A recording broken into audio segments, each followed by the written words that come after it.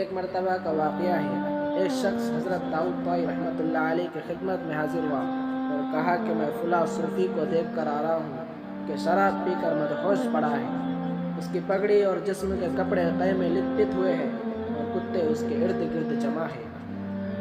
داؤد طائی رحمۃ اللہ علیہ اس کی باتیں سن کر رنجیدہ ہوئے۔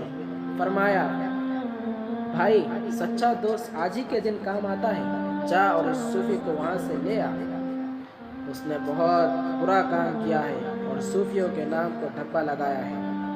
حضرت رحمۃ اللہ علیہ کا ارشاد سن کر وہ شخص پیچ و تاب کھانے لگا۔ اس کو غلاظت میں لت پت ہوئے صوفی کو ہاتھ لگانے سے کراہیت آتی تھی، لیکن حضرت داؤد رحمۃ اللہ علیہ کا ارشاد بھی نہ ٹال سکتا تھا۔ آخر طوعاً کرہاً جا کر اس مدہوش صوفی کو کندھے پر لا دیا۔ جب بازار سے گزرا تو سارا شہر اس پر امٹ پڑا۔ لوگ طرح طرح کے طعنے دیتے تھے۔ کوئی کہتا تھا، ذرا اس درویش کو دیکھو، اس کے تقویٰ، پارسائی اور دیندار کے کیا کہنے۔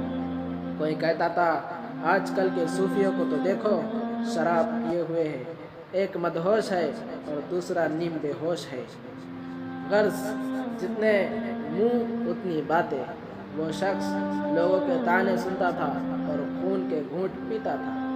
خدا خدا کر کے اس صوفی کی قیام گاہ پر پہنچا، اسے وہاں چھوڑ کر خود لوگوں سے منہ چھپائے اپنے گھر گیا۔ آج اس کو بڑی ذلت اٹھانی پڑی۔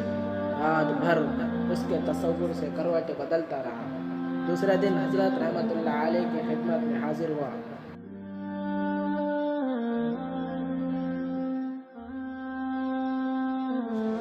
حضرت نے ہنس کر فرمایا، گلی کوچوں میں اپنے بھائی کی آب و ریزی نہ کرو، ورنہ زمانہ شہر میں تیری آب و ریزی کرے گا۔